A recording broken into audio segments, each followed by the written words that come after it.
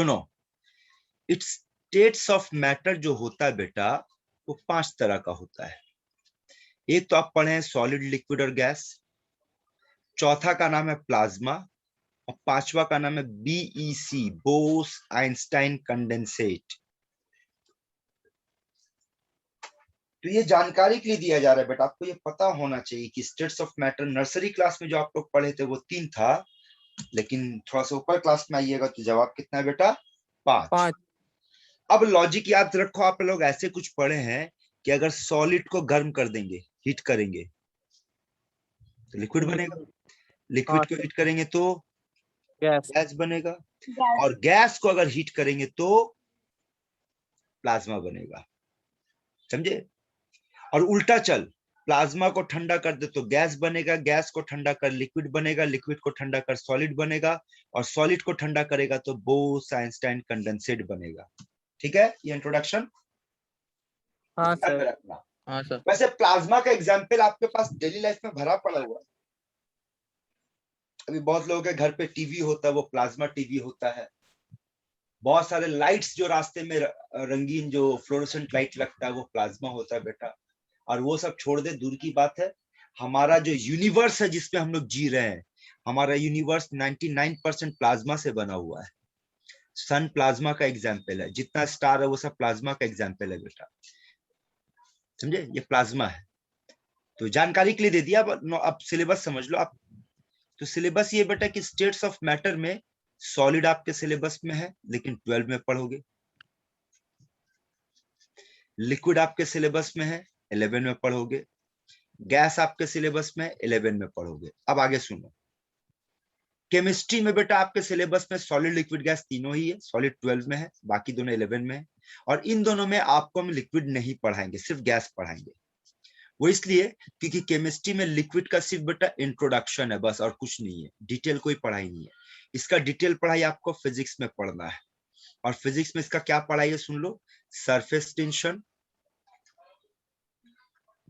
Liquid के under में आएगा, और विस्कोसिटी। पढ़े बेटा ये चैप्टर का नाम सुने, पहुंचे अभी तक आप लोग फिजिक्स में? माता हाँ सर, हाँ। ठीक है ना? तो सरफेस टेंशन और विस्कोसिटी जो मामला है ये लिक्विड का पढ़ाई है बेटा, लेकिन चूंकि ये मामला आपको फिजिक्स में पढ़ाया जाएगा इसलिए केमिस्ट्री में डील नहीं करेंगे। इन शॉर्ट, केमिस्ट्री में हम लोग क्या क्या पे जोर देने वाले बेटा? सिर्फ सॉलिड पे और गैस पे। गैस पे जोर देंगे 11 पे, क्लास 11 में गैस पे बातचीत करेंगे, और क्लास 12 का पहले ही चैप्टर आपका सॉलिड होगा। इंट्रोडक्शन समझ में आया बेटा लोग? हाँ सर। अब कुछ छोटा छोटा बात पे ध्यान देना है ताकि आपको चैप्टर पे पकड़ बनाने में आसानी हो। ध्यान से सुनना। सबसे पहले बेटा ये याद रखना कि आप जब भी गैस के बारे में बात करने बैठोगे, गैस के बारे में जब भी, तो गैस के लिए आपके पास 4, प्रेशर, वॉल्यूम, टेम्परेचर, मोल, इन चारों के बिना गैस का बात नहीं हो सकता है। ये गांठ बांधो। जैसे क्वेश्चन याद है, पहले इस क्वेश्चन का जवाब दो। अगर आपसे पूछा जाए 1 मोल कोई भी गैस का वॉल्यूम कितना होगा? 22.4 litre at STP. At STP है ना? अब देखो मिलाओ, 1 मोल तो mole, 22.4 litre volume, temperature, pressure. समझ में आ रहा क्या बोलना चाह रहे बेटा? हाँ सर। गैस का जब भी बात करेंगे ये चारों का होना जरूरी है। ये चारों नहीं होगा तो खेल अधूरा हो जाएगा। ठीक है, अब आगे सुन। इन चारों में कुछ कन्वर्शन फैक्टर्स आपको पता होना चाहिए। आज आप लोग को जो नोट्स भेजे बेटा उसमें वो सारा कन्वर्शन फैक्टर दिया हुआ है। जैसे कि अगर आपसे बात करते हैं कि डिग्री सेंटीग्रेड को केल्विन में कन्वर्ट करने के लिए क्या करेंगे? 373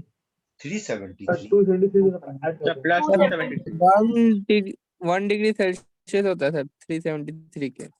है? कौन गजड़ी आ रहा है? कौन गजड़ी गांजा पी के उल्टा सीधा बक रहा है? Sir 273, sorry sir. केमिस्ट्री में डिग्री सेंटीग्रेड का सिंबल याद रखना स्मॉल टी, और केल्विन का सिंबल कैपिटल टी। तो ये सब कुछ लैंग्वेज सीख के रखो, आपको काम आएगा। ओके छोटा टी का मतलब होगा डिग्री सेंटीग्रेड, कैपिटल टी का मतलब होगा केल्विन। यानी छोटा टी को बड़ा टी में कन्वर्ट करना, तो वहां पे भी आपको 273 ऐड करना होगा। ठीक है, यहाँ तक का बात बेटा। हाँ सर। हाँ अब सर। कुछ और कन्वर्शन फैक्टर सुन लो। अगर आपसे कहा जाए वॉल्यूम, तो बोलते हो बेटा वॉल्यूम का एसआई यूनिट क्या है? Metre cube. सीजीएस यूनिट क्या है? Metre cube. Centimetre cube. Centimetre cube. Centimetre cube. Practical unit क्या है? Litre litre. Metre cube. Litre. Litre, समझे? लीटर यहाँ हाँ सर। Practical unit sir. कहलाता है। अब सुनो कन्वर्शन फैक्टर, 1 मीटर क्यूब में कितना लीटर? 1000 लीटर। कितना सेंटीमीटर क्यूब? कितना मिलीलीटर? फिलअप कर तो बेटा इसको। 1 सेंटीमीटर क्यूब में कितना मिलीलीटर? चलो पहले ये बताओ।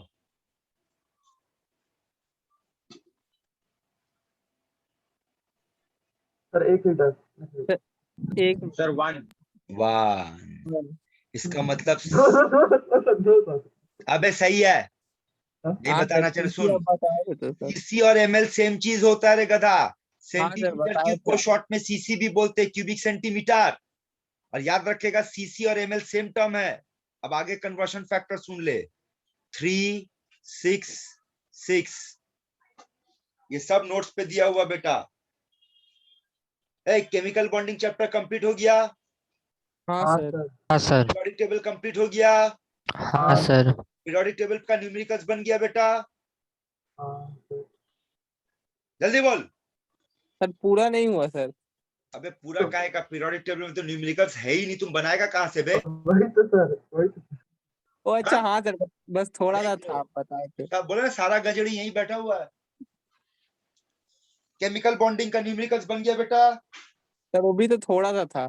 थोड़ा सा क्या, वहां था ही नहीं सिवाय एक का, हाँ सर, डाइपोल वही मोमेंट। तो जो आप बोले थे केमिकल सर। बॉन्डिंग में फिर भी डाइपोल मोमेंट का एक क्वेश्चन था भी बेटा, पीरियोडिक टेबल में तो कुछ भी नहीं था।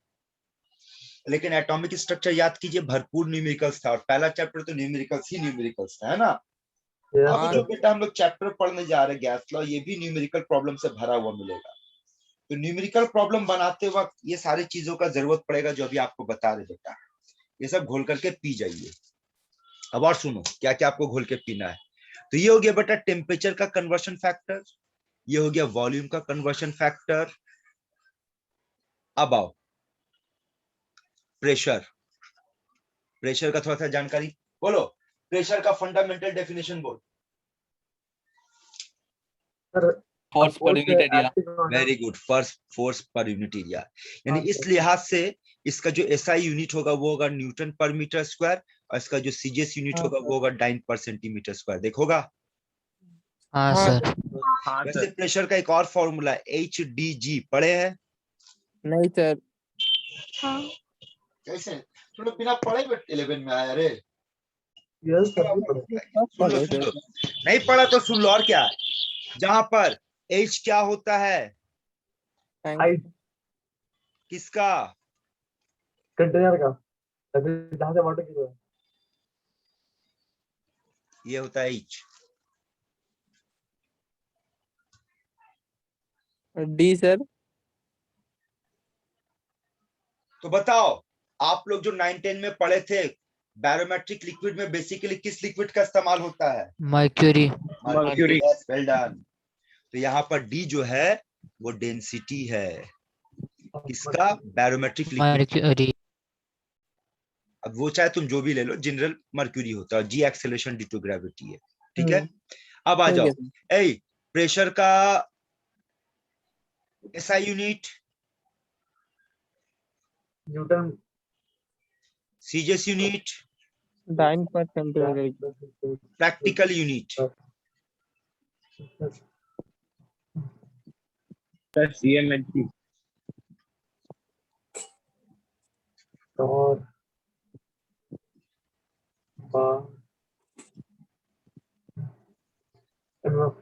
देख तो मुलाकात हुआ इन सब टर्म से प्रेशर में। हाँ सर। और तो वो और हाँ bar, sir. Centimetre of mercury, millimetre of mercury, है ना?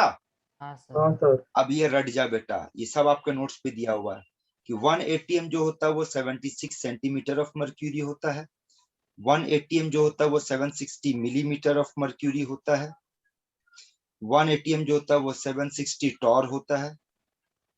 1 एटीएम जो होता है वो 1.013 बार होता है। 1 एटीएम जो होता है 1.013 into 10 to the power 5 newton per metre square होता है। 1.013 into 10 to the power 5 pascal होता है। 1.013 into 10 to the power 6 dyne पर सेंटीमीटर स्क्वायर होता है। ये रटना है बेटा आपको। और इस डेटा से दो बात और समझना कि टॉर और millimetre of mercury same term है, मिलाओ। हाँ सर। हाँ सर। हाँ और सर। कौन से है उसको भी खोज के निकालो। Sir pascal and Newton per metre square. हाँ, यानी कि फोर्स पर ये एसआई यूनिट का एक और हो गया पास्कल। पास्कल तो ये सारा कन्वर्शन फैक्टर याद रख बेटा, नहीं याद रखोगे नहीं चलेगा। अब आगे सुन, गैस लॉज आपको मेनली 1 2 3 4 लॉ पढ़ना है। A law, B law, C law, G law. A law मतलब एवोगाड्रो लॉ। ध्यान से सुन, एवोगाड्रो लॉ क्या बोलता है? Volume directly proportional to number of moles, temperature and pressure constant. Boyle's law कहता है pressure inversely proportional to volume, mole and temperature constant. Charles law बोलता है volume directly proportional to temperature, pressure and mole constant. Gay Lussac's law कहता है pressure directly proportional to temperature, volume and mole constant. इन चारों law पे कुछ खास ध्यान दो तो क्या दिखेगा? बोलेगा कि सर अभी थोड़ी देर पहले जो चार टर्म पे बात की थे, प्रेशर, वॉल्यूम, टेम्परेचर और मोल, हर लॉ में दो कांस्टेंट और दो वेरी कर रहा है। देख तो, हाँ सर। Yes sir. हाँ सर। है ना? हाँ सर। हर लॉ में अगर आप ध्यान दोगे तो दो चीज है जो वेरी कर रहा है डायरेक्टली या इनवर्सली, और बाकी दो जो है वो कांस्टेंट है। अब बताओ तीन सब में लॉ में से आपको कौन सा लॉ नहीं पढ़े?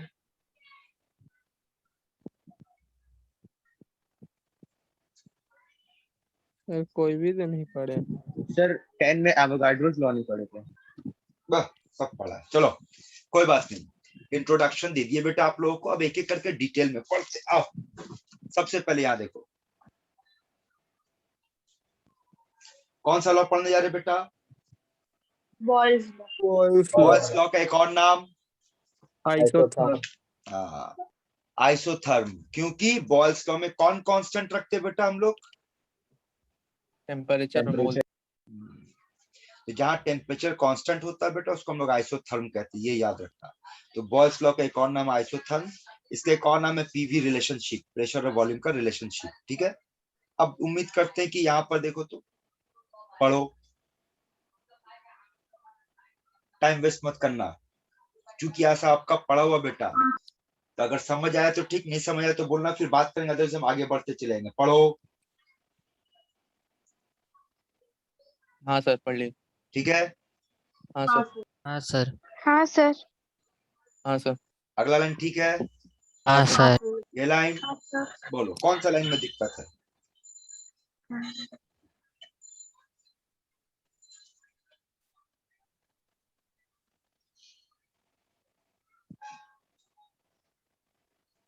सर बोलो लास्ट बेटा। वाला।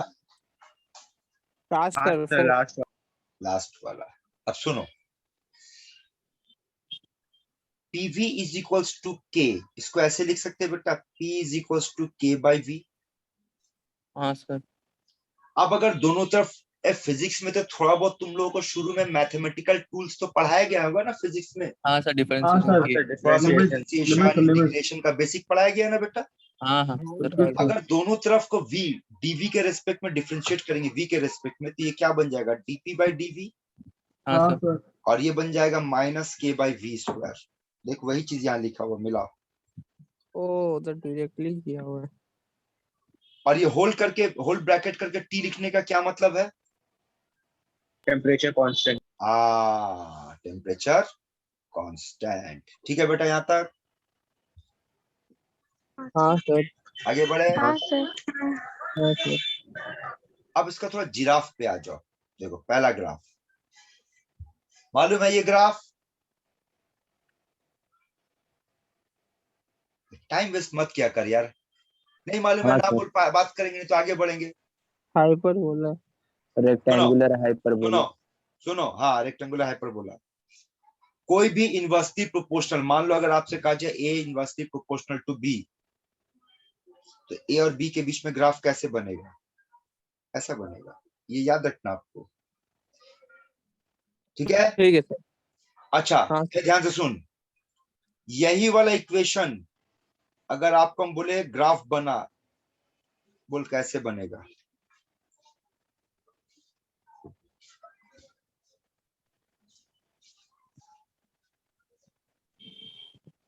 सर ये पैराबोला हो जाएगा।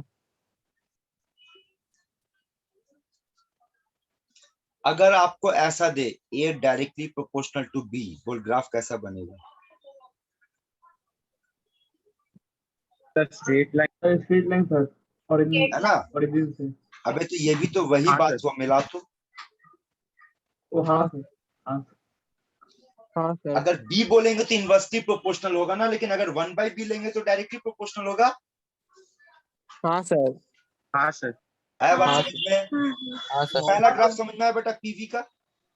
हाँ सर। हाँ सर। अब सुन, एक ग्राफ ऐसा भी पूछेगा, तब सुन, अगर ऐसा पूछेगा तो लॉजिक याद रखना कि ग्राफ जितना ऊपर जाएगा इसका मतलब टेम्परेचर बढ़ रहा है। मिलाओ। हाँ सर। वॉइस में फिर से रिपीट करे बेटा, लॉजिक याद रखेगा। ग्राफ ऊपर जाएगा मतलब वो टेम्परेचर बढ़ बढ़ रहा रहा है। पढ़ रहा है। पढ़ रहे। ठीक है, अगला ग्राफ देखो। हाँ सर। सर वही वाला जो अभी देखी थी। है ना, P inversely proportional to V, तो अगर पूरा को लेंगे तो ग्राफ ऐसा बनेगा। हाँ हाँ सर। सर। हाँ ये सर। देख, हाँ सर। जो ऊपर होगा उसका टेम्परेचर ज्यादा पकड़ेंगे, हाँ सर। हाँ सर। है ना? अच्छा अब देख, अब बता तो PV के साथ अगर P का ग्राफ बना है तो कैसा बनना चाहिए? तो सुन, PV के साथ P का क्या रिलेशन है? बोलेगा सर कोई रिलेशन नहीं, PV तो कांस्टेंट होता है हाँ सर। है ना? हाँ सर। और जब कांस्टेंट होता है तो बेटा ग्राफ ऐसे बनता है। फॉलो कर।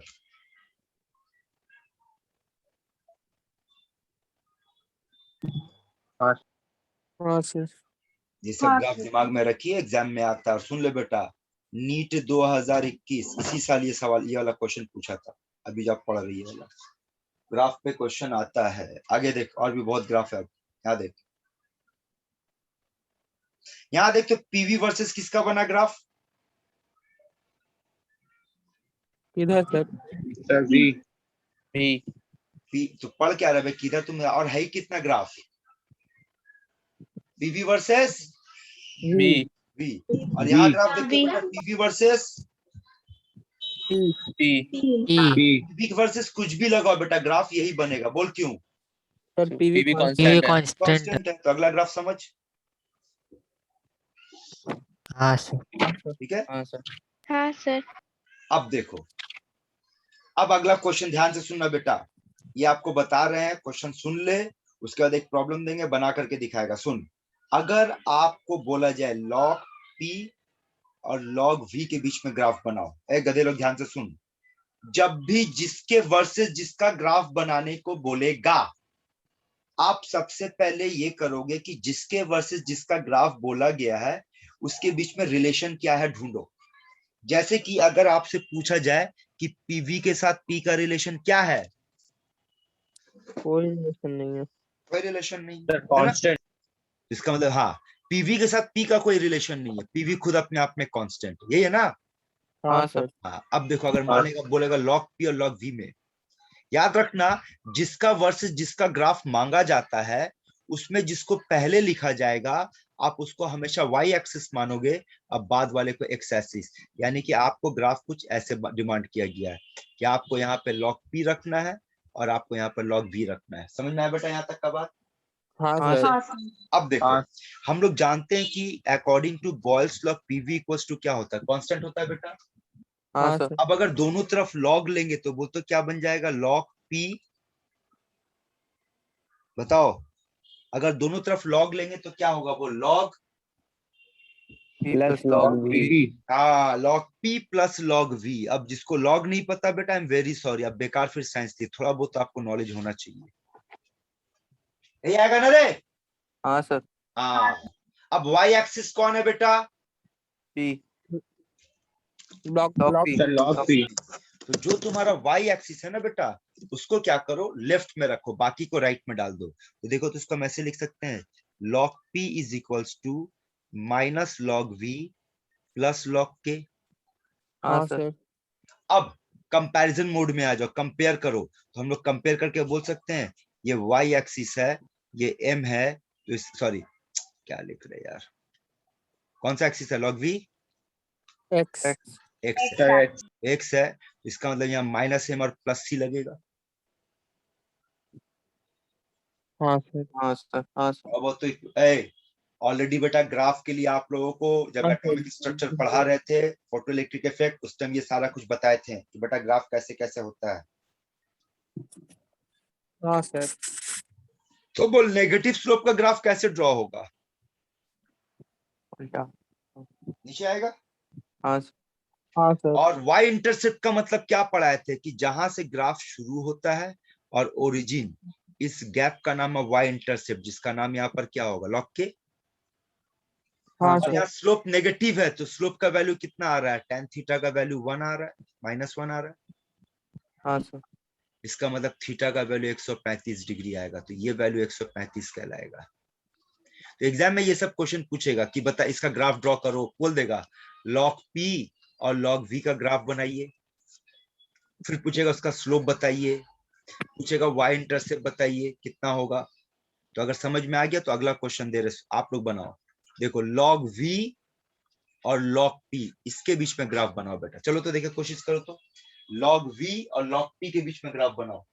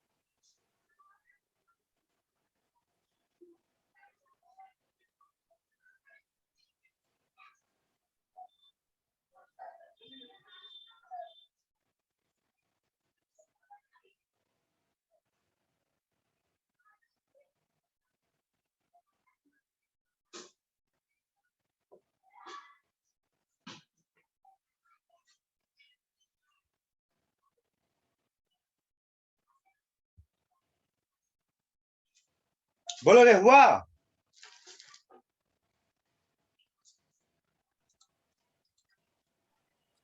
बोलो। सर tan थीटा मतलब 20 होगा सर।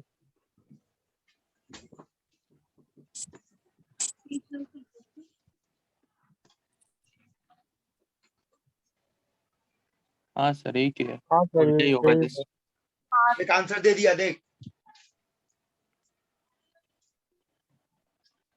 हाँ सर यही हुआ।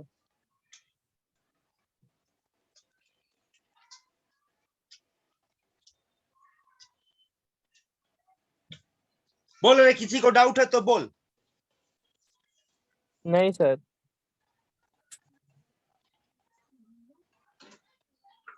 चलिए आगे बढ़ते हैं, अच्छी बात नहीं है।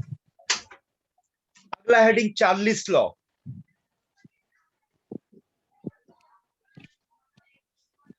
दूसरा नाम आइसोबार, तीसरा नाम वॉल्यूम टेम्परेचर रिलेशनशिप।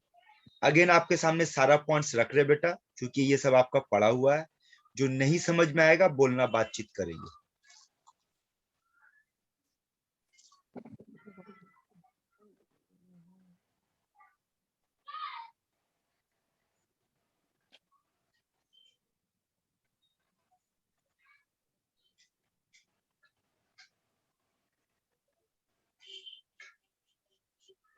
ठीक है सर।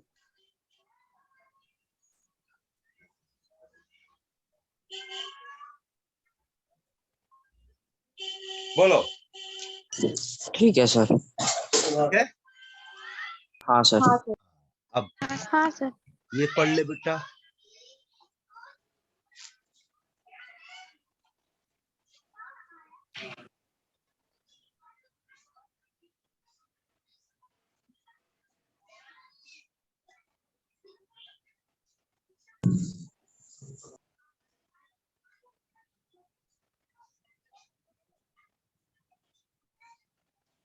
हाँ सर।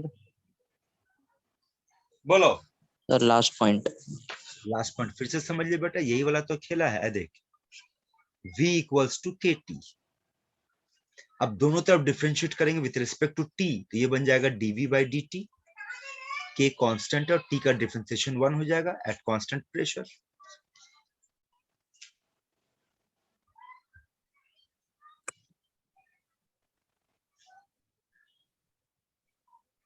बोलो, बात करो, टाइम वेस्ट मत करो, आगे बढ़ना। हाँ बोलो। सर। ठीक है, हाँ सर। हाँ अब सर। सुनो, अब हाँ सुनो सर। बेटा। अब आज उसका ग्राफ पे, ग्राफ पे देखो। बोलो, होना चाहिए ग्राफ v और t का डायरेक्टली प्रोपोर्शनल है। हाँ सर। और इसमें कांस्टेंट कौन है बेटा? प्रेशर। प्रेशर। अब देख, क्वेश्चन ऐसा पूछेगा और यहाँ का रूल याद रखेगा। जो ग्राफ ऊपर उसका प्रेशर कम। पिछली बार क्या याद रखे थे बेटा? जो ग्राफ ऊपर जो उसका टेम्परेचर टेम्परेचर ऊपर ज्यादा। उसका टेम्परेचर ज्यादा। इस बार हाँ इसका, सर। जो ग्राफ ऊपर उसका प्रेशर कम। कम। कम। ठीक है, हाँ सर। तो ये हाँ सारा ग्राफ सर। देख लो। और आप में से किसी को भी कोई दिक्कत है तो बोलो, डिस्कशन करेंगे।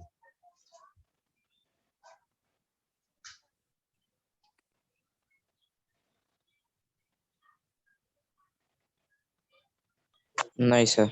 है ना? ये देखो तो, हम लोग क्या पढ़े थे अभी? v इक्वल्स टू क्या पढ़े बेटा? के टी। तो v बाई टी क्या हो जाएगा बोल? के के। कांस्टेंट। तब के v बाई टी के साथ कांस्टेंट। किसी का भी ग्राफ बनाओ, ग्राफ तो यही आएगा क्योंकि कांस्टेंट है ना। इसी हाँ तरीके से सर। बनेगा ग्राफ।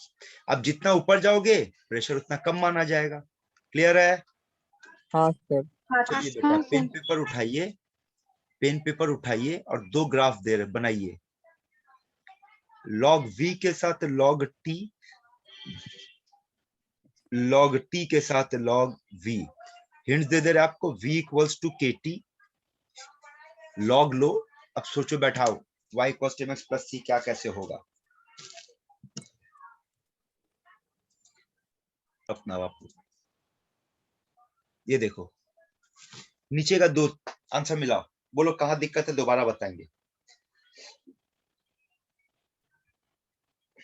सर एंगल में। तो चलो सॉल्यूशन देखो। पहला वाला graph, log T versus log V. तो हम लोग कौन सा इक्वेशन लेंगे बेटा? v equals to K T, हाँ सर। है ना? तो v इक्वल्स टू kt, दोनों तरफ log लेंगे तो क्या बन जाएगा, log v equals to log k log plus log t। अब पहला वाला ग्राफ में मेरा y एक्सिस कौन है बेटा, t। log t। तो log हाँ t को बाएं तरफ रख, बाकी सबको दाहिनी तरफ ले जा, ये तो ये बनेगा log v minus log k। हाँ सर। अब अगर कंपेयर करेंगे तो क्या होगा बेटा, y equals to M X minus C. और आपको पता होना चाहिए कि नेगेटिव का जो ग्राफ होता है बेटा, y यहाँ से शुरू होता है, यहाँ से जाकर ऐसे, यानी कि अगर आप लोग को ये पार्ट हटा दे तो ग्राफ ऐसा दिखेगा।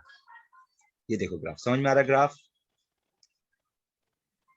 अब बेटा हाँ अगर आप लोग स्ट्रेट लाइन नहीं पढ़े, ग्राफ नहीं जानते बेटा, तो हम कुछ ऑलरेडी आपको हम पढ़ा चुके हैं। अब इसके बाद भी नहीं समझ में आ रहा तो जाओ एटम स्ट्रक्चर का वीडियो खोलो, जहाँ पर फोटो इलेक्ट्रिक इफेक्ट पढ़ा है, खोलो, वहां देखो ग्राफ के बारे में और बातचीत किए थे आप लोगों से।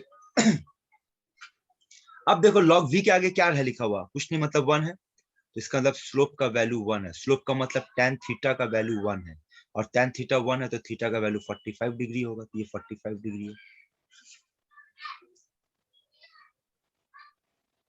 और यहीं से अब अगर बात करेंगे, इस इक्वेशन को दोबारा लो तो क्या बनेगा, log v is equals to log t plus log k। तो अब इक्वेशन क्या बना, y equals to mx plus C. mx plus C का ग्राफ कैसे ऐसे बनता है बेटा।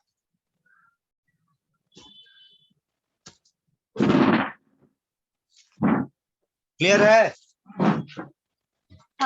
हाँ सर। सर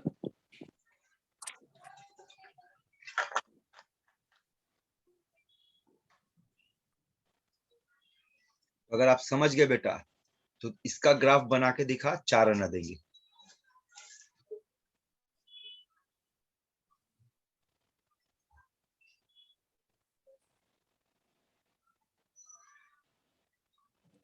तो देखो टाइम वेस्ट नहीं करते हैं। देख क्या बोले थे बेटा, जिसके सुनो क्या बोले थे, जिसके वर्सेस जिसका ग्राफ मांगा जाएगा।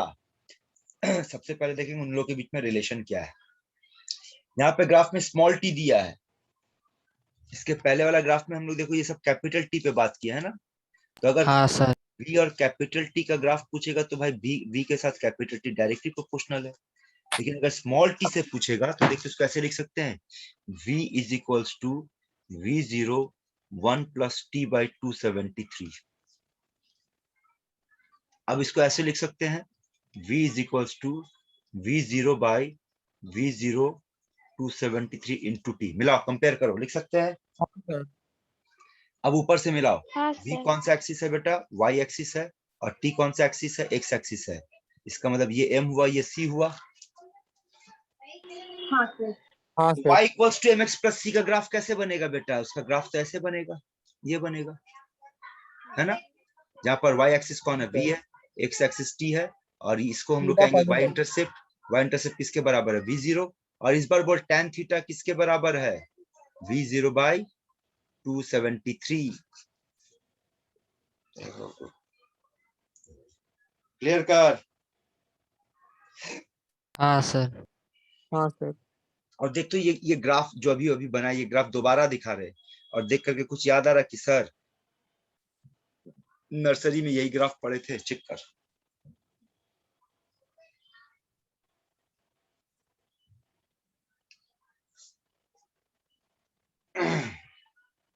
जाओ क्लास 19 का बुक खोल करके देखो, वहां v और t का ग्राफ यही दिया हुआ है। जहां पर बताया गया, बोल इस पॉइंट पे, बोल यहाँ पे वॉल्यूम का वैल्यू कितना होगा, जहां पे रेड कलर की, बोल इस पॉइंट पे वॉल्यूम का वैल्यू क्या होगा,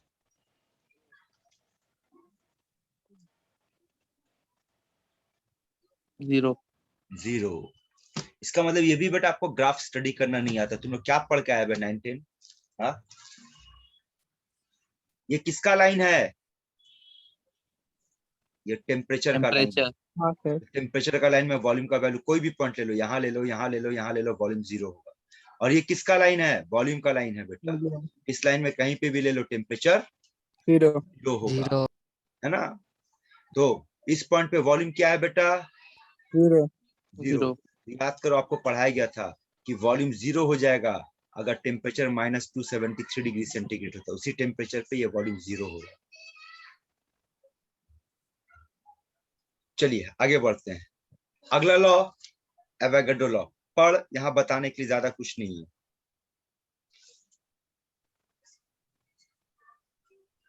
हाँ सर। तो यहाँ पर टेम्परेचर और प्रेशर कांस्टेंट है और वॉल्यूम जो है वो directly proportional to number of moles है। अगला लॉ गेल-लुजैक्स लॉ। इसका एक और नाम आइसोकोर। याद रखना, आइसोकोर का मतलब होता है कांस्टेंट वॉल्यूम। Constant volume. एक बार फिर से बात कर, बोल। आइसोथर्म का मतलब क्या होता है? Constant temperature. आइसोबार का मतलब क्या होता है? Constant pressure. Constant pressure. Pressure. Pressure याद प्रेशर, रखिएगा, बार प्रेशर। प्रेशर का यूनिट है ना, हाँ हाँ सर। सर। याद रखिएगा, ठीक है। और अगर आइसोकोर कहा जाए तो आइसोकोर का मतलब कौन कांस्टेंट होगा बेटा? वॉल्यूम कांस्टेंट होगा। यहाँ Volume. प्रेशर कांस्टेंट होगा और यहाँ टेम्परेचर। तो गेल-लुजैक्स लॉ याद रखना बेटा, कुछ और नहीं, चार्ल्स लॉ का दूसरा रूप है। पढ़कर देखते समझ में आ रहा कि नहीं? एकदम चार्ल्स लॉ का दूसरा रूप है।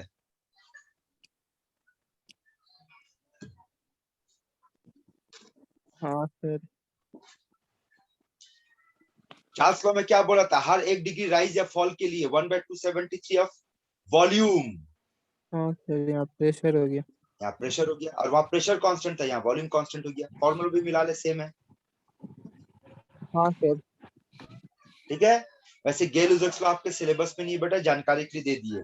चार्ल्स लॉ पे ध्यान दीजिएगा, लेकिन अगर भूले भटके गेल-लुजैक्स लॉ आ गया तो याद रखना, जो चार्ल्स लॉ पढ़े वही गेल-लुजैक्स लॉ होगा। प्रेशर के जगह वॉल्यूम, वॉल्यूम की जगह प्रेशर कर देना। समझे बात? ठीक है सर। हाँ चलो आगे बढ़ते हैं। अब सारा लॉ हो गया, अब सारा लॉ को कंबाइन करो। कंबाइन करने पे देखो क्या बनता है, यहाँ देखो, बोलो। V directly proportional to N, V inversely proportional to P and V directly proportional to T। यहाँ पर टेम्परेचर और प्रेशर कांस्टेंट है, यहाँ पर टेम्परेचर और मोल कांस्टेंट है, और यहाँ पर वॉल्यूम और प्रेशर कांस्टेंट। क्या लिखवा रहे भाई, मोल और प्रेशर कांस्टेंट है।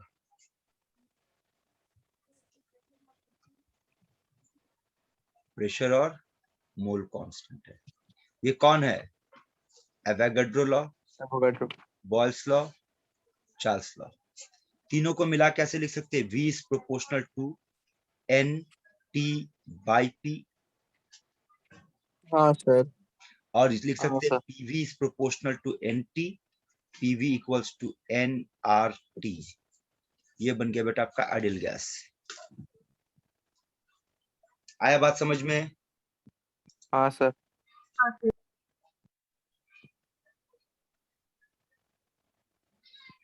क्लियर कर।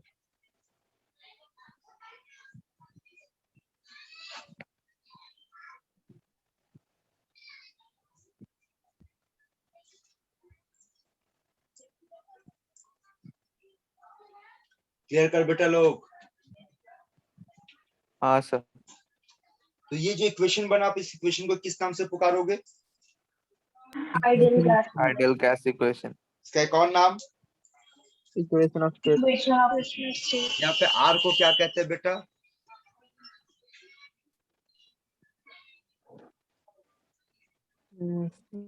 Gas universal gas constant, constant.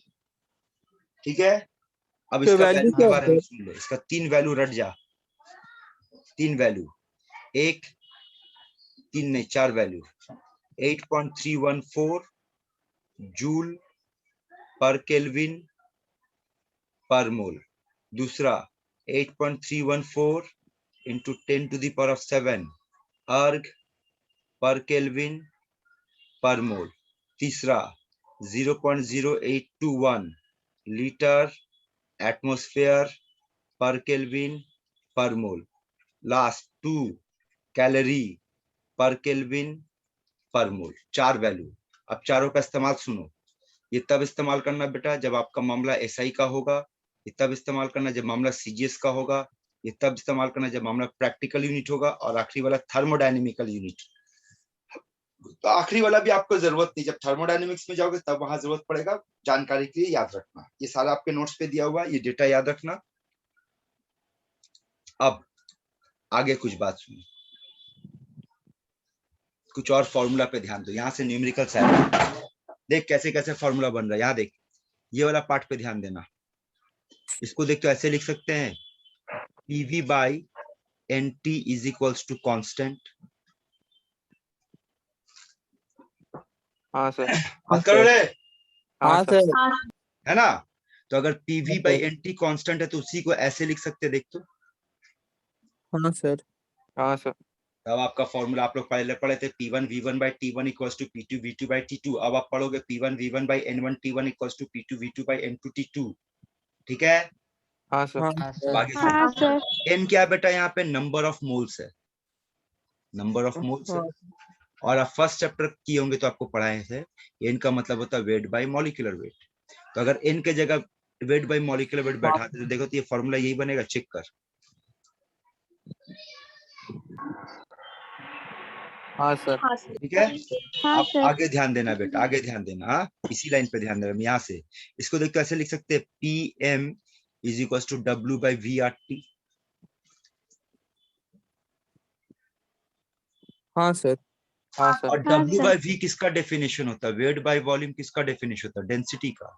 Density अब इसके जगह अगर डी बैठा दे तो फॉर्मूला बन जाएगा P M equal to D R T, जहाँ पे डी डेंसिटी है। हाँ सर। समझ में आया? तो सुन बेटा लोग, हाँ आपके स्कूल के एग्जाम में या कॉम्पिटिटिव एग्जाम में न्यूमेरिकल प्रॉब्लम इस फॉर्मूला से आएगा। इसी का ये दूसरा रूप है, ये इसका तीसरा रूप है, और ये इसका चौथा रूप है। मेन तो फॉर्मूला यही, इसी से सब निकाला गया। अगर ये फॉर्मूलास पता है तो ठीक, नहीं तो बेटा कॉपी में उतारो अभी, लेकिन सारे का अभी प्रॉब्लम सॉल्व करवाएंगे आप लोगों को, न्यूमेरिकल प्रॉब्लम सॉल्व करवाएंगे। उतारो सर सारा। सारा क्यों? 4 वो और सारा ठीक है, कहाँ है? वही सर मतलब 4।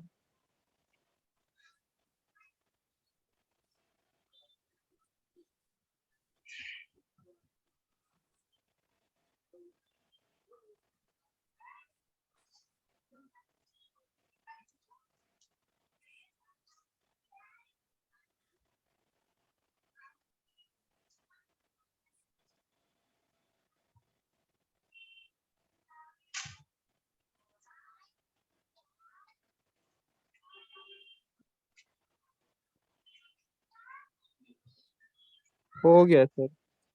इसको भी उतारो।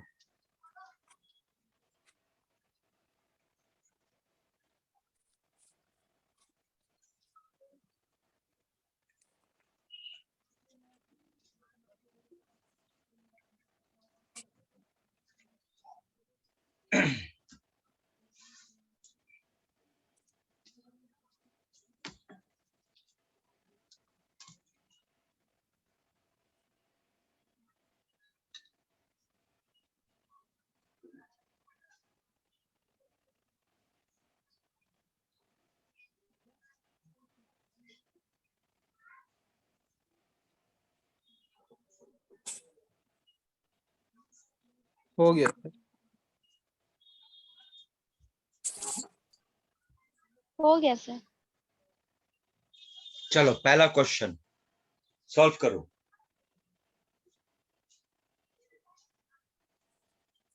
सर बोलो। सर मेरा वाईफाई उड़ गया था सर, इसीलिए लेट ज्वाइन किया हम। तो बेटा वीडियो को फॉलो करेगा, अभी तो रिवर्स कर नहीं पाएंगे बेटा। ठीक है? ठीक है सर, ठीक है वीडियो सर, को फॉलो करना, उसके बाद दिक्कत होगा बोलना, दोबारा हेल्प कर। ठीक है सर। चलो अभी जो दिया गया है जितना कर पा रहे करो, कोशिश करो।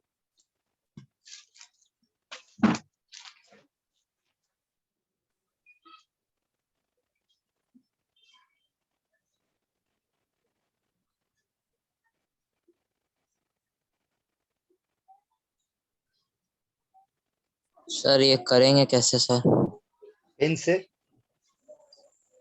पेन से सर, फॉर्मूला।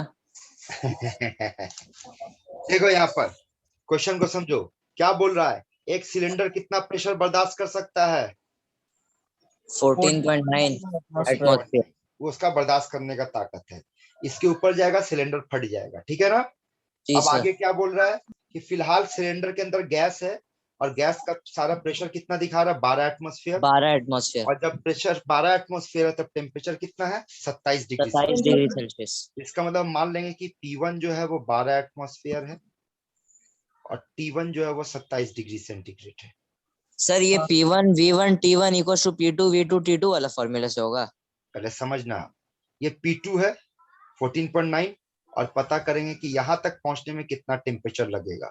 तो हम लोग क्या अप्लाई करेंगे, P1 by T1 equals to P2 by T2। V नहीं लेंगे, क्यों, वॉल्यूम कांस्टेंट है, जो कांस्टेंट्स को लेने का जरूरत नहीं है। फॉर्मूले पे बैठा सॉल्व करो। T1 कितना बैठाएगा, X T1 का वैल्यू बोल। X अबे T2 नहीं, T1 बेटा, T1 27 27 300 केल्विन। यही गधागिरी मत करेगा, सेंटीग्रेड में दिया हुआ है, कैपिटल T लिखा मतलब केल्विन पे बात होगा। यही सब बात थोड़ी देर पहले सिखा रहे थे बेटा, ध्यान रखना है। चलो, आपका कैपिटल T या फॉर्मूला में मतलब केल्विन पे बात हो रहा है, डेटा सेंटीग्रेड पे दिया हुआ, केल्विन में कन्वर्ट करो और आंसर भी केल्विन में आएगा। और जब आंसर केल्विन में आएगा तो फिर उसको माइनस करना होगा 273 से, तब जाकर आपका ऑप्शन सेंटीग्रेड में आएगा। लगो काम पे।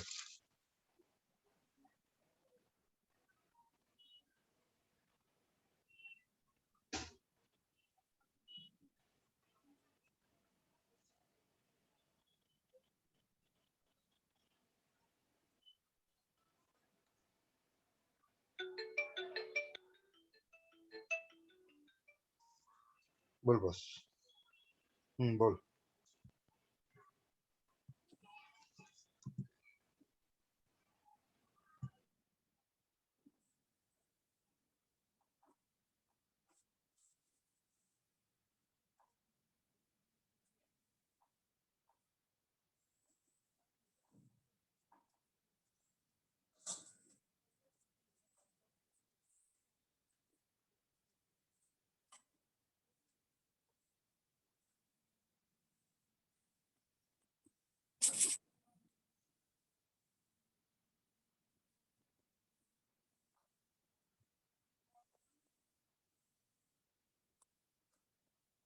Sir B.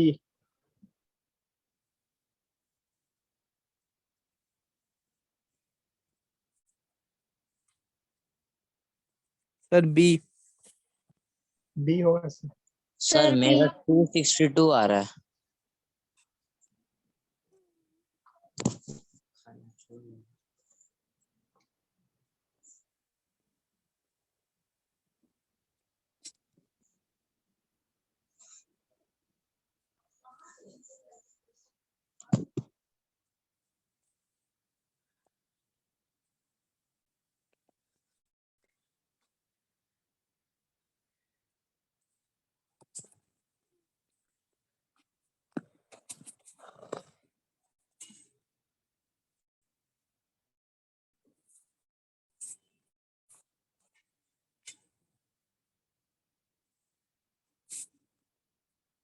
सभी सर आंसर बी है।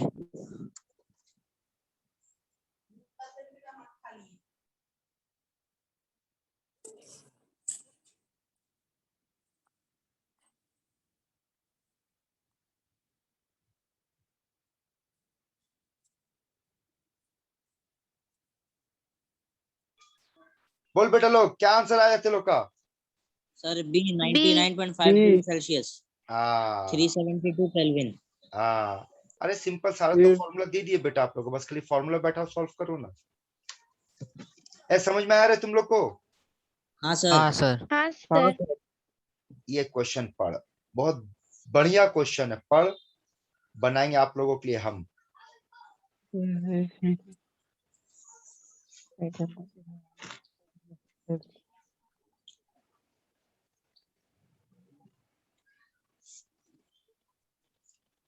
पढ़ लिया बेटा लोग। हाँ सर। हाँ अभी सर। हाँ कंसेप्ट, sir. अभी कंसेप्ट सुन। अगर कहीं पे ओपन वेसल बोल दिया जाए तो इसका मतलब समझ जाना कि प्रेशर कांस्टेंट है। पहले कंसेप्ट समझ। ओपन वेसल, मान ले ये ओपन वेसल है और ये गैस है, जो भी है, तो इसके ऊपर डायरेक्ट किसका प्रेशर आएगा, एटमॉस्फेयर का प्रेशर आएगा। और एटमॉस्फेरिक प्रेशर हमेशा कितना होता है, 1 atm होता है। तो याद हाँ, रखना ओपन वेसल में प्रेशर कांस्टेंट होता है और इसका वैल्यू कितना होता है बेटा 1 atm होता है। पहले ये घोल के पी जाओ। आज के बाद से कभी भी आप अगर ओपन वेसल का प्रॉब्लम सॉल्व कर रहे हैं तो बाय डिफॉल्ट समझ जाना कि वहां पे प्रेशर कितना है कांस्टेंट है। और अगर उस कांस्टेंट का वैल्यू लेना हो तो आप कितना लोगे 1 atm लोगे। समझे बात? हाँ सर। क्वेश्चन पढ़ के बताओ कौन कौन कांस्टेंट है क्वेश्चन में। सर वॉल्यूम और प्रेशर। वॉल्यूम तो बोल दिया है हाँ सर। और ये लैंग्वेज से हमको पता चल गया कि प्रेशर कांस्टेंट है ना। हाँ सर। और अभी भी हम लोग फॉर्मूला पढ़े P1 V1 by N1 T1 equals to P2 V2 by N2 T2, यही पढ़े ना बेटा। हाँ सर। अब चूंकि मेरा प्रेशर और वॉल्यूम कांस्टेंट है इसका मतलब हम क्या बोल सकते हैं सर 1/N1 T और T1। ये कट गया N1 हाँ T1 equals to N2 T2। हाँ सर। ठीक है। हाँ सर। अब मान ले जब टेम्परेचर T1 था मतलब 27 डिग्री सेंटीग्रेड तब वेसल के अंदर में N मोल हवा था और जब टेम्परेचर बढ़कर T2 पहुंचा तब उसमें से N मोल में से 3/8 N मोल गैस निकल गया, एयर निकल गया। क्वेश्चन पढ़ के समझ में आ रहा है? देखते डेटा बना रहे हाँ सर। हाँ सर। क्लियर कर। पहले हाँ N मोल सर। लिए तो N1 N मोल हो गया, N2 कितना हो गया जितना था उसमें से 3/8 निकल गया ना। हाँ हाँ सर। सर। हाँ हाँ अब सर। तेरे पास N1 N2 T1 T2 5/8। सब मिल गया। T2 निकाल, चल लग जा काम पे। फॉर्मूला सामने है, डेटा सामने है। N1 N2 दे दिए बेटा, T1 दिया हुआ, T2 निकालो। और ध्यान रखना फिर से वही बात, केल्विन का खेला होगा। ठीक है sir.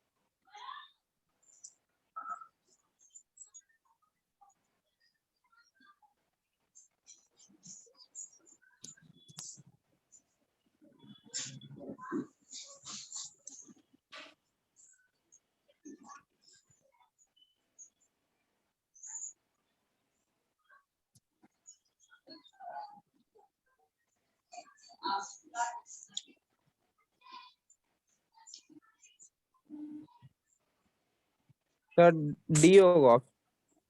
D. 207। Sir D.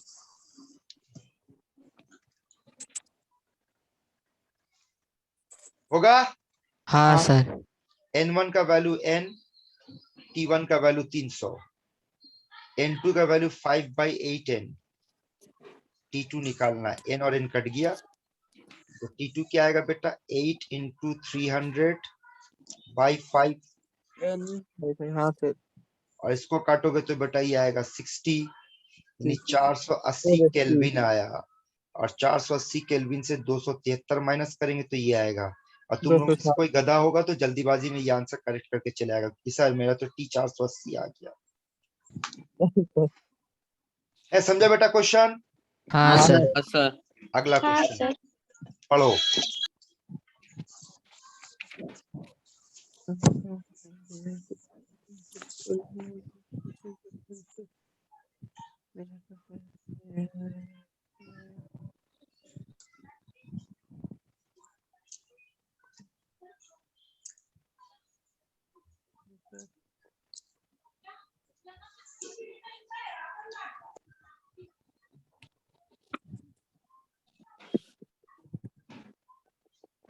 Sir ये आप करिएगा।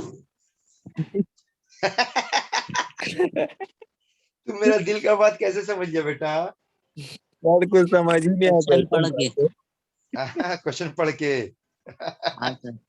बहुत बढ़िया क्वेश्चन है बेटा, ध्यान से देखना, ध्यान से देखना। देखो क्वेश्चन पहले समझाते हैं। क्वेश्चन कुछ ऐसा है बेटा कि आपके पास एक लेक है। मान लो ये लेक का टॉप पोजीशन है T, बॉटम पोजीशन है B। और क्वेश्चन ये कह रहा है कि बॉटम में एक बबल पैदा हुआ और वो ऊपर आया। ऊपर आते आते वो बड़ा हो गया। अब बता सकते हैं बबल ऊपर आते आते बड़ा क्यों हो गया? हवा हो गई। प्रेशर कम कर। सर ऊपर में प्रेशर कम रहता है। Very good. बोले सर नीचे में पानी का दबाव रहेगा, ऊपर में खाली हवा का दबाव है। जितना नीचे जाएंगे पानी और हवा दोनों का दबाव, नीचे प्रेशर ज्यादा है इसलिए वॉल्यूम कम है, छोटा बबल बना। ऊपर आता थे प्रेशर घट गया तो वॉल्यूम बढ़ गया, बड़ा बबल। और बोला कि मान लो अगर इसका वॉल्यूम V है तो इसका वॉल्यूम 8V है। पढ़ क्वेश्चन को, देख समझ, यही बोल रहा। हाँ सर। हाँ सर। ठीक है। और साथ में बोला कि ये मान के चलो कि 1 atm प्रेशर जो होगा वो उतना ही होगा जितना 10 मीटर पानी प्रेशर तैयार करेगा। पढ़कर देखो लास्ट में। हाँ 10 सर। मीटर का पानी का दबाव उतना ही होगा जितना 1 एटमॉस्फेरिक प्रेशर होगा। पढ़ के देखो। हाँ हाँ सर। सर। क्लियर है बेटा? लोग आगे बढ़े। हाँ ठीक सर। है, हाँ सर। अब समझो, अब आगे सुनो। अगर आपसे पूछा जाएगा प्रेशर एट टॉप, बोलोगे सर 1 atm। एक तो बोल सकते हैं खुद से, क्योंकि अभी हाँ आपको सर। थोड़ी देर पहले बोले थे बेटा अगर ओपन रहेगा तो उस पर एटमॉस्फेयर का प्रेशर रहेगा और उसको हम 1 atm ले सकते हैं। ठीक। हाँ सर। अच्छा अब देखो, तो ये बोल सकते हैं प्रेशर एट बॉटम, तुम बोल सकते हैं कि pressure at bottom will be equal to pressure at top plus pressure of water. हाँ सर। बोलो बात समझ में आ रहा है हम क्या बोल रहे हैं? हाँ हाँ सर। सर। नीचे आएंगे तो एटमॉस्फेयर का प्रेशर और पानी का प्रेशर दोनों आएगा, हमको मिलेगा, है ना? हाँ सर।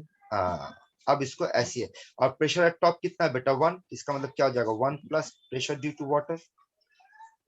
हाँ सर। अब ध्यान से देखो, बॉयल्स लॉ अप्लाई करेंगे बेटा यहाँ पर, बॉयल्स लॉ, क्योंकि बॉयल्स लॉ का तो क्वेश्चन हुआ ना। ध्यान से देखो क्या बोल रहा है, ऊपर गया तो प्रेशर घट गया, वॉल्यूम बड़ा हो गया, पीवी का क्वेश्चन है ये। तो बॉयल्स लॉ के हिसाब से लिख सकते हैं। ध्यान से देख, pressure at top volume at top is equal to pressure at bottom volume at bottom. हाँ सर। अब हाँ वैल्यूज सर। को पुट करते हैं। बोलो प्रेशर एट टॉप कितना? 1 है। 1 और वॉल्यूम एट टॉप कितना? 8V है।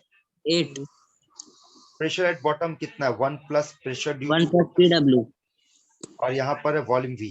3। V और V कट गया बेटा, हाँ सर। आया।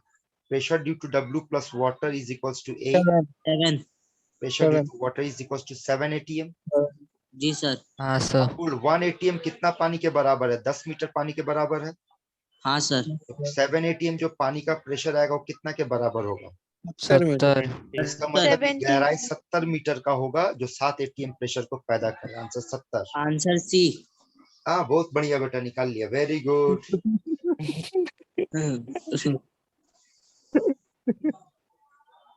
ए गधा लोग समझ में आ रहे?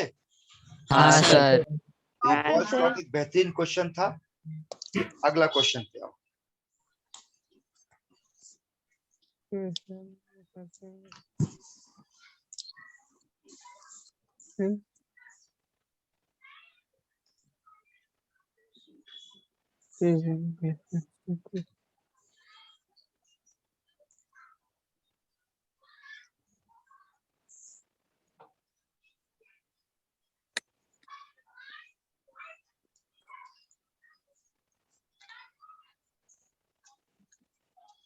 पढ़ लिया क्वेश्चन? हाँ सर। फॉर्मूला क्या है? हाँ सर। अब रुक जाओ, रुक जाओ, आप ही लोग बनाओगे, सुन लो, यहाँ कुछ खास बात है। हर एक कैटेगरी देख ले बेटा।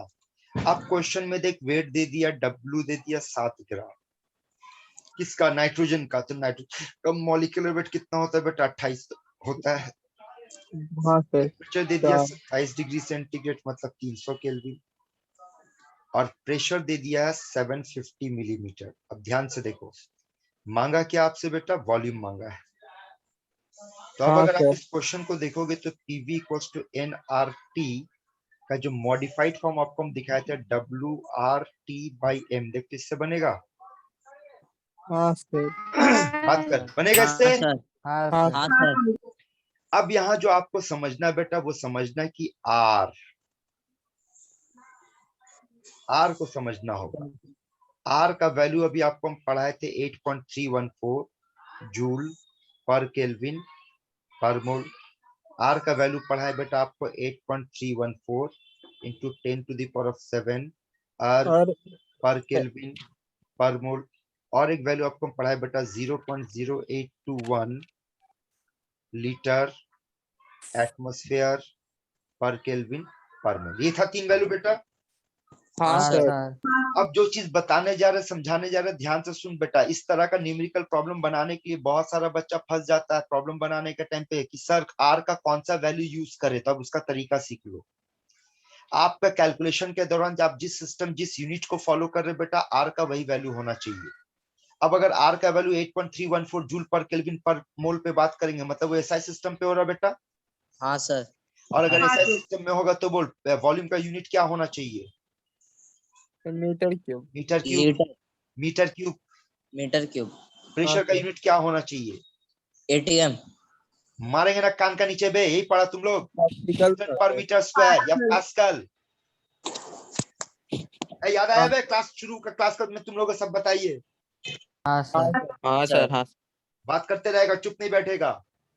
तो उस हिसाब से अगर एसआई का वैल्यू पुट करेंगे 8.314 पुट करेंगे तो उस लॉजिक से वॉल्यूम मीटर क्यूब में होना चाहिए, प्रेशर पास्कल या न्यूटन पर मीटर स्क्वायर में होना चाहिए। क्वेश्चन देख करके बोल वॉल्यूम किस में है? लीटर। मिलीमीटर। मीटर। और प्रेशर किस में है?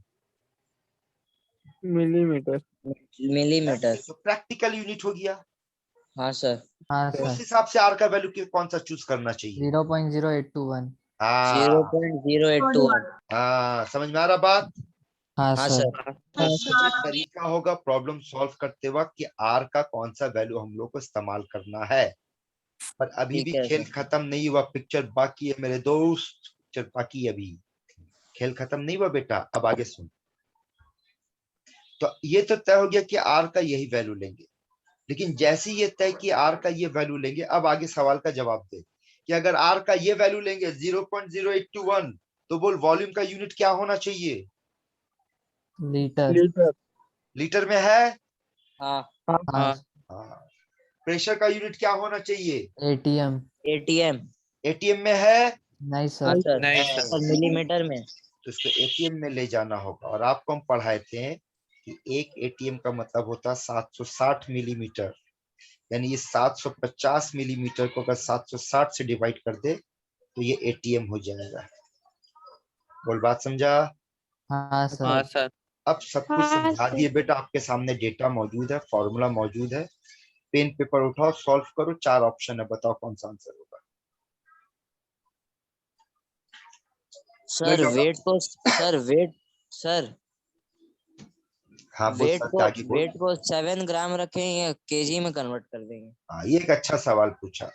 तो दोबारा सुन ले बेटा। क्या आपका फॉर्मूला मोल के साथ डील कर रहा है बेटा? हाँ सर। हाँ सर। और याद रखना, जब भी मोल कंसेप्ट पे आप प्रॉब्लम बना रहे हो तो रूल ये कहता है कि आप मास हमेशा ग्राम में रखोगे। फॉर एग्जाम्पल, अगर आपसे पूछेंगे कि बोल बेटा 1 मोल कार्बन का वजन कितना है, तो हम लोग बोलेंगे 12 ग्राम। ग्राम बोलते हैं ना? ठीक है सर। हाँ सर। तो ये ग्राम में ही रहेगा बेटा। ठीक है सर।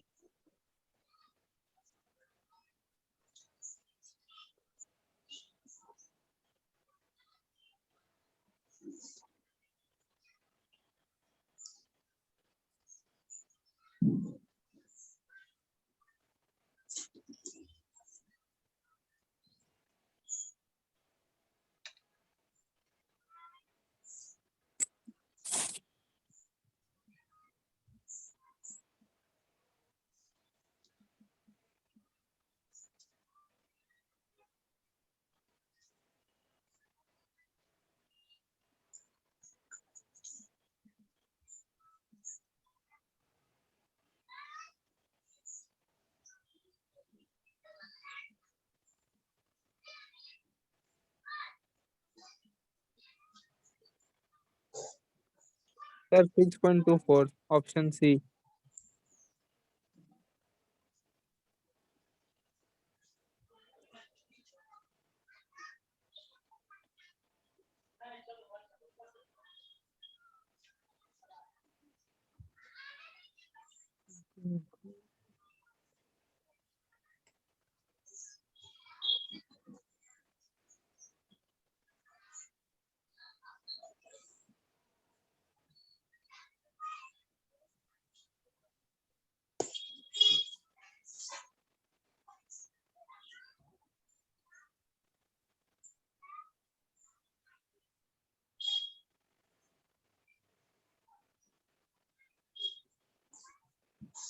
सर ऑप्शन बी के करीब आ रहा है। Sir option C. ऑप्शन सी।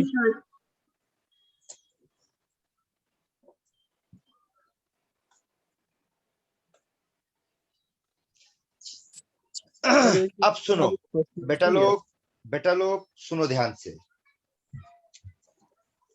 आप लोग जो प्रॉब्लम को सॉल्व किए बेटा, ये नीट या जेई का एक आया हुआ क्वेश्चन है, बहुत पुराना क्वेश्चन है, और बिल्कुल ऐसे ही क्वेश्चन आपके स्कूल के एग्जाम में भी पूछेगा। बस फर्क इतना होगा कि वहां ऑप्शन नहीं होगा बेटा, यहाँ पे ऑप्शन है। अब अगर आप आईएससी बोर्ड से बिलोंग करते हो या वेस्ट बंगाल बोर्ड से बिलोंग करते हो, तो आपको कैलकुलेटर अलाउड है। आप बिंदास फॉर्मूला बैठाओ, सॉल्व करो, एग्जैक्ट आंसर बैठा दो। सीबीएसई वाले आपको कैलकुलेटर अलाउड नहीं, तो आप एक लमसम कैलकुलेशन करो।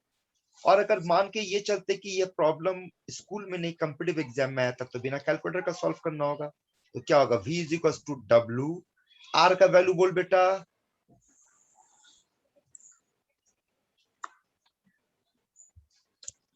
ये सीख ले, जरूरत पड़े तो R का वैल्यू इतना लेना खुद से, ये शॉर्टकट मेथड बेटा। ऐसे मामले में जब कैलकुलेशन को और सिंपल बनाए रखना हो, 1/12 आप कैलकुलेटर उठाकर देखना, 1/12 को सॉल्व करोगे लगभग इसी के आसपास आंसर आएगा आपका। तो ये बेटा R का वैल्यू ले लिए, T कितना पुट करेंगे ऊपर में 300, मॉलिक्यूलर वेट नीचे पुट करेंगे 28, प्रेशर नीचे पुट करेंगे 750 में से 75 ऊपर और 76 ऊपर नीचे। तो ये मोटा मोटी आपका कैलकुलेशन हो गया। अब इसको सर सॉल्व करो। 76 क्यों, 760 ना। अबे तो 0 0 काट दिए। क्या ठीक कर है रहा है, क्या कर रहा है बेटा, ठीक है सर, ठीक क्या है सर। कर रहा है बेटा, काहे ऐसा कर रहा बेटा। अब आगे सुन। अच्छा देखो, 28 को लगभग 30 मान सकते हैं, तो मान ले 10 बार कट गया, है ना। 75 को मान ले 1 पॉइंट समथिंग में कट गया। तो ऊपर मोटा मोटी आंसर कितना आया बेटा, 70 के आसपास। हाँ और सर। नीचे 12 है, तो 70 12 12 छक 72, तो 6 के आसपास आंसर आएगा। आंसर हाँ सर। ठीक है। सर सर बोल। सर लेकिन जब कॉम्पिटिटिव एग्जाम होता है सर, उसमें तो ऑप्शंस एकदम नियर होता है सर, जैसे 6.24 है तो 5.9 हुआ, ऐसे ऐसे। नहीं बेटा, नहीं। अभी तक अगर तुमको हम जितना भी अब तक पढ़ाए बेटा, या मेरा सारा वीडियो उठा करके देख लो, 99.9% कॉम्पिटिटिव में एग्जाम आया क्वेश्चन क्लोज ऑप्शन नहीं होता बेटा, अगर वो न्यूमेरिकल प्रॉब्लम है तो। 99.9, 1.1% हुआ तो हुआ, वरना नहीं होता है। क्योंकि जो क्वेश्चन बना रहा है वो भी जानता है कि बच्चों को 1 मिनट दिया गया, बिना कैलकुलेटर का उसको 1 मिनट में सॉल्व करना है, तो उसको कुछ तो सहारा देना होगा। तो ऑप्शन ही बेटा सबसे बड़ा सहारा होता है एमसीक्यू में। अच्छा सर। सर ये चैप्टर में खाली एमसीक्यू ही है।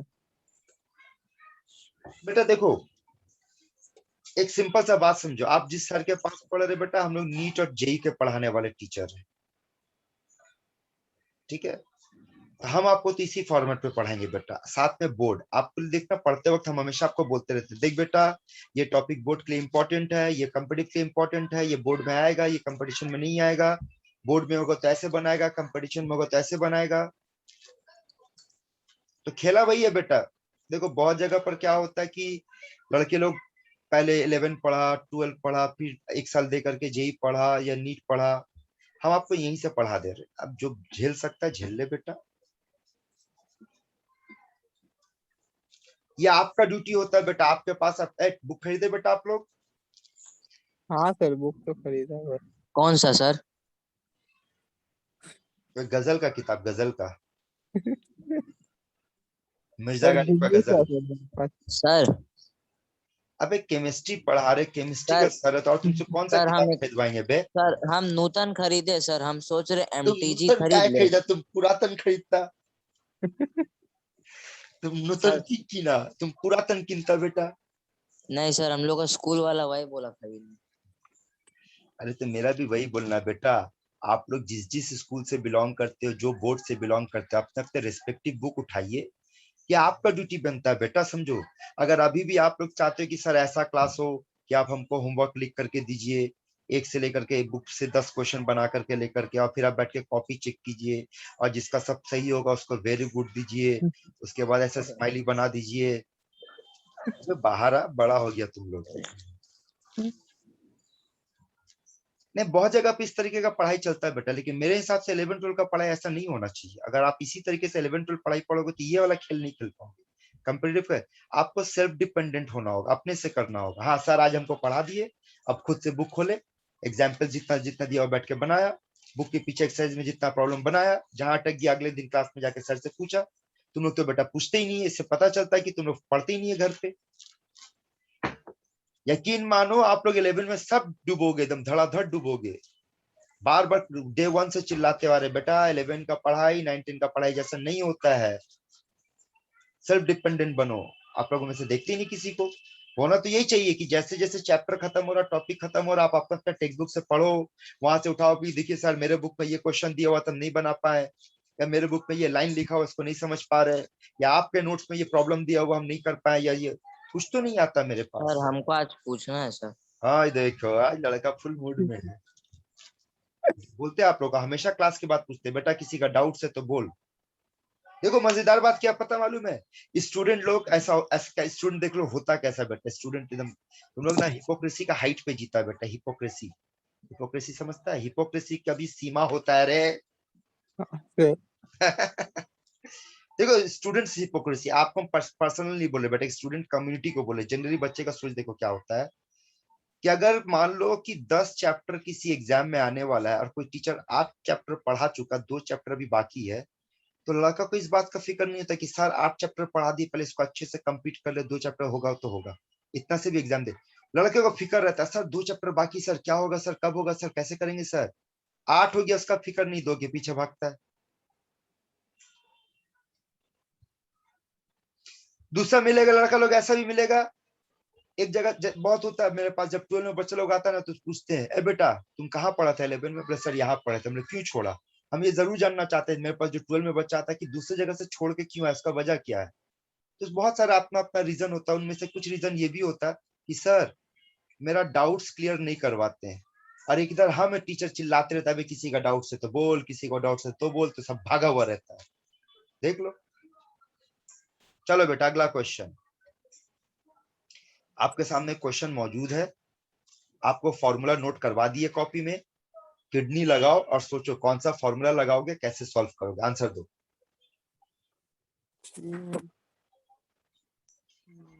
किडनी लगाओ, दिमाग मत लगाना, दिमाग लगाओगे गड़बड़ करते हो।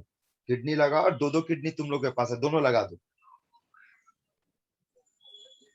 ए अनुरोध तुम आया रे, क्लास में है?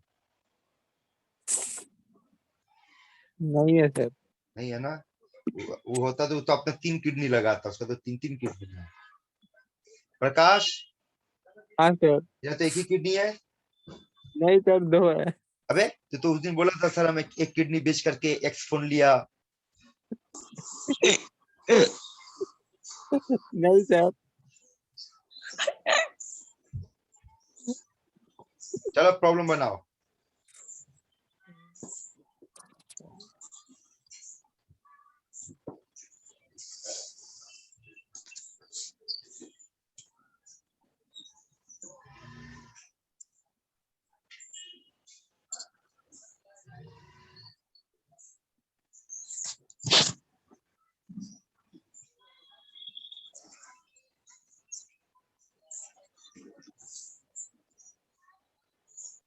सर बोल। सर फॉर्मूला कौन सा लगेगा? सर लेट ज्वाइन किए थे सर हम समझ क्लास। रहे बेटा, चलो हम फॉर्मूला ले गए, बाकी बेटा लोग बोल कौन सा लगेगा, चल जवाब दे इसका। सर ढूंढ रहे हैं सर।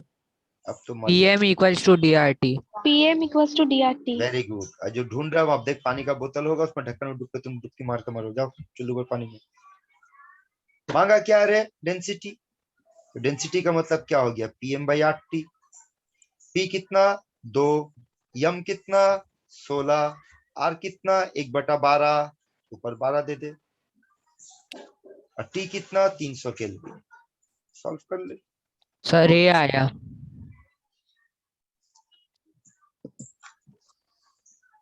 सॉल्व कर ले। 3 से काट 4 बढ़ जाएगा और यहाँ 100 आएगा। अब ऊपर मल्टीप्लाई कर, 16 चौके 64, 64 दूनी 128, 128/100, पॉइंट यहाँ 1.28, 1.3 हो गया सॉल्व। समझा रे?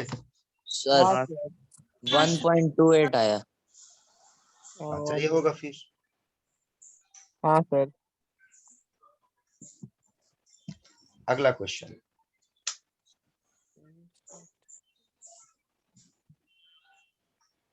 Sir A.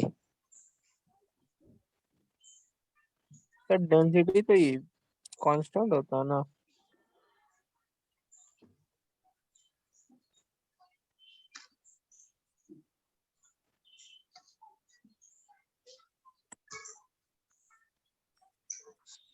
Sir B.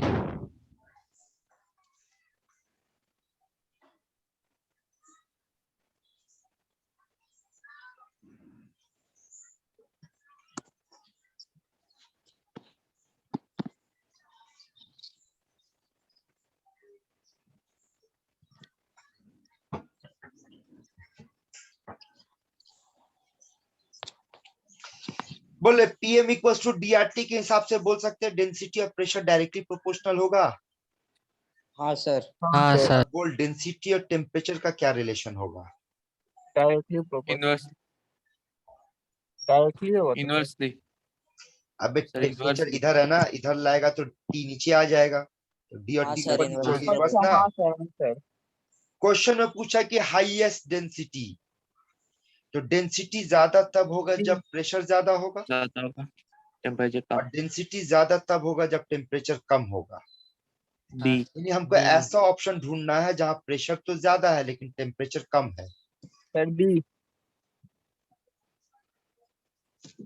समझे बेटा लोग?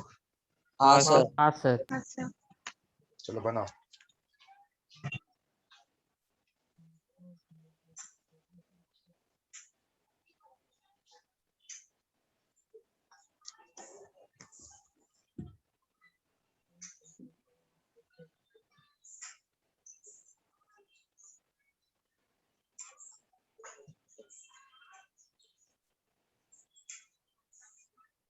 Sir B.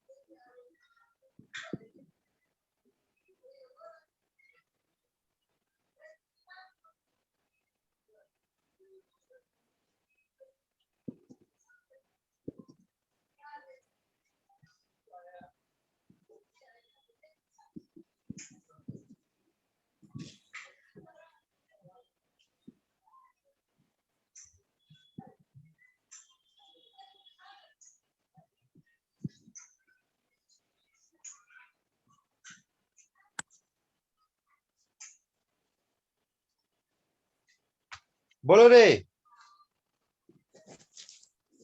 चलो ध्यान से देखो। बोल बेटा, क्वेश्चन किसके साथ डील कर रहा है? मास के साथ। हाँ सर। तो मास वाला फॉर्मूला तो ये है बेटा, हाँ सर। है।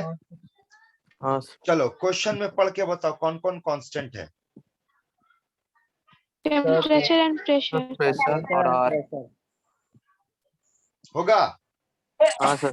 देख तो ऐसे लिख सकते हैं फिर कि m into V by W is equals to R T by P which is constant.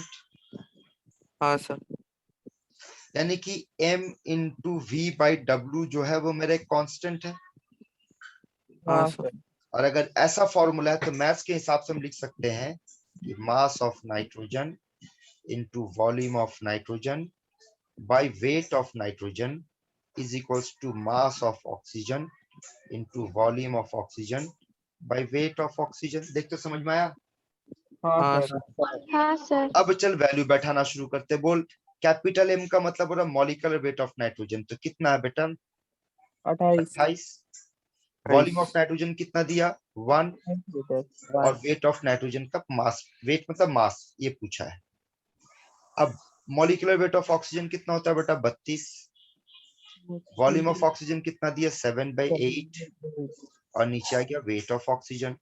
तो 8 चौके 32, 7 चौके 28। इसका मतलब वेट ऑफ नाइट्रोजन और डब्ल्यू वेट ऑफ ऑक्सीजन दोनों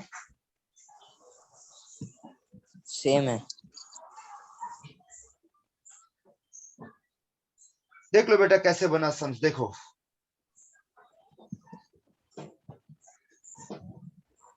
हाँ सर देखिए।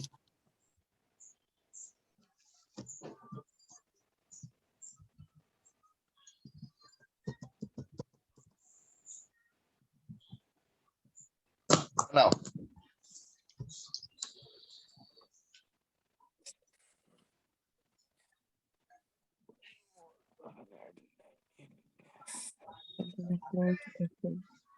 Cylinder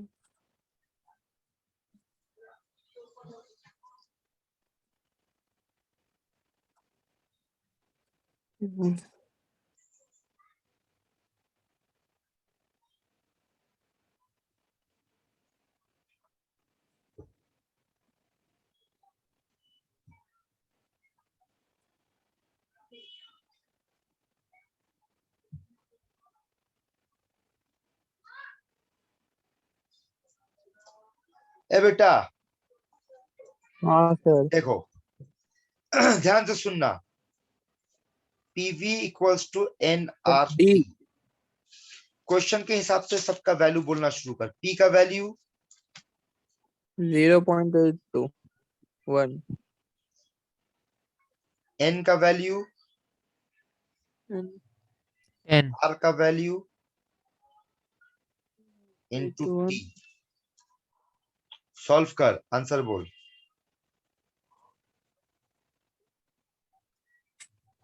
V by T V equals to T. कड़ी आएगा देख, सिंपल है। देखो ये अब दोनों Yes, तरफ sir. लॉग ले लो, तो लॉग लेने से क्या बन जाएगा? Log V equals to log log T T. तो अब हमारा इक्वेशन बन गया log V equals to log T, यानी y equals to mx plus C, यानी c का वैल्यू यहाँ पर कितना है? 0 है। 0 अगर c का वैल्यू 0 हो तो ग्राफ कहाँ से शुरू होगा? Ground से. Origin origin. इसका मतलब ये मेरा आंसर गलत है, ये गलत है। हाँ सर अब a और b में डिसाइड करेंगे। अब बोल m यहाँ पर कितना है? इसका मतलब ये 1 है, लॉग का 1 है। हाँ सर। मतलब m 1 है, ऑप्शन मतलब tan थीटा 1 है। तो हाँ थीटा सर कितना हो गया? 45 45। ग्राफिकल क्वेश्चन बनता है बेटा, यहाँ से बहुत सारा क्वेश्चन आता है ग्राफिकल क्वेश्चन। देखो ये सब ग्राफ वाला क्वेश्चन है, ये अभी आप लोगों को नहीं कराएंगे। ये ग्राफिकल क्वेश्चन है, पढ़ो। आप लोग के लिए हम बनाएंगे, पढ़ो।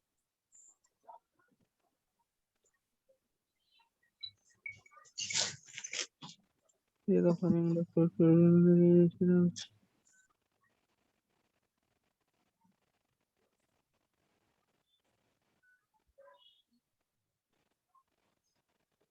पढ़ लिए सर, कुछ समझ में नहीं आ रहा। पढ़ लिया हाँ तो? हाँ हाँ सर कुछ सर। समझ में अब नहीं आ ध्यान से रहा। सुनियो, ध्यान से सुनियो। देखो फिर से सिखा रहे बेटा। ग्राफ बनाने के लिए आपको तो थोड़ा बहुत directly proportional, inversely proportional, y equals to mx plus C minus mx plus C, mx minus C, इतना नॉलेज आपको रखना होगा। बाकी जो नियम बता रहे वो फिर से सुन। जब भी जिसके वर्सेस जिसका ग्राफ मांगेगा, पहले ढूंढ उन लोगों के बीच में रिलेशन क्या है, वहां से मोटा मोटी आपको आइडिया मिल जाएगा। अब अगर आप क्वेश्चन देखोगे तो क्वेश्चन है बीटा वर्सेस पी का ग्राफ, है ना? हाँ सर और ये बीटा के लिए क्या बोल दिया? देखो बीटा क्या है, ऊपर बता दिया कि बीटा, इसको आप पकड़ो। अब जैसे ही आप अगर इक्वेशन पे ध्यान दोगे तो आप एक चीज आइडेंटिफाई कर पाओगे कि सर यहाँ पर प्रेशर का बात हो रहा, वॉल्यूम का बात हो रहा, तो मतलब बॉयल्स लॉ का बात हो रहा है। और इसका डी के फॉर्म में, मतलब ये बॉयल्स लॉ का डिफरेंशियल फॉर्म है ना? हाँ सर। देखो बॉयज हाँ, लॉ का सर। डिफरेंशियल फॉर्म को दोबारा से देखते हैं, फिर से देखते हैं। तो हमारा था क्या बेटा, P V is equals to constant, so P equals to K by V, दोनों तरफ डिफरेंशिएट करेंगे तो क्या मिलेगा, dp by dv is equals to minus K by V square. ये है बॉयल्स लॉ का डिफरेंशियल फॉर्म। अब इक्वेशन के साथ इसको कंपेयर करना शुरू करो, तो बोलो यहाँ तो माइनस है, तो अगर माइनस इधर ले लेंगे तो इसको हटा दो, ये वाला माइनस, ठीक है। अब देखो यहाँ dv ऊपर और dp नीचे है, लेकिन यहाँ तो ऊपर नीचे, तो इसको उल्टा कर दो, तो उल्टा करेंगे तो क्या लिखेंगे, बोल, माइनस dv बाई dp, हाँ फिर सर। क्या हो जाएगा, बोल, v स्क्वायर बाई के। हाँ सर। हम v स्क्वायर लिखे बेटा, वी स्क्वायर होगा ना सर? और अगर v को इधर डाल देखो तो तो ठीक है सर। कर सकते हैं। हाँ हाँ सर। अब क्वेश्चन मिला दे कि यही तेरा बीटा है, क्वेश्चन मिला, सेम है। सर। तो इसका मतलब सर। बीटा का वैल्यू क्या आया, v बाई के। जी सर। हाँ सर। अच्छा, इसको आप दिमाग में रखेगा। अब फिर से इसको पकड़, यहाँ से ये वाला इक्वेशन फिर से पकड़, यहाँ से बोल v बाई के का वैल्यू क्या आएगा, 1/p। 1/p। 1/p। यानी कि बीटा का एक और वैल्यू मिल गया, क्या मिल गया, इक्वल्स टू 1/p, 1/p। हाँ सर। हाँ, हमको सर। रिलेशन मिल गया। सर तो ऑप्शन ही होगा। आंसर बोल। ऑप्शन ऑप्शन है। ए। हाँ, देख रिलेशन मिल गया तो आंसर पकड़ लिया ना। हाँ सर। हाँ, ये थोड़ा सा प्रैक्टिस करना है बेटा आप लोगों को। तो आज कई सारा ग्राफिकल चीज आप लोगों को दिखा दी, इस पे प्रैक्टिस करो। ये अभी आप लोगों की नहीं है, थर्मोडायनेमिक्स पढ़ोगे तब करोगे, ये क्वेश्चन रहने देते हैं अभी। चलो बेटा लोग, तो आज का क्लास यहीं तक। अगले दिन हम लोग पढ़ेंगे Dalton's law of partial pressure. ठीक है बेटा लोग। हाँ सर, जो ऑफलाइन होगा ना। हाँ, अगला क्लास ऑफलाइन होगा। आप सभी लोग आ रहे हैं लोकेशन पे, आप लोग को ग्रुप में लोकेशन सेंड कर देंगे, ठीक बा। सर ठीक है, कितने सर। बजे? 8 बजे? 7:30। 7:30 बजे। ठीक है सर। बोल। सर छुट्टी सवेरे दे दिए सर, बहुत दूर है सर, आने में टाइम लगेगा। अरे तेरे लिए हेलीकॉप्टर मंगवा देंगे, काहे टेंशन ले रहा है?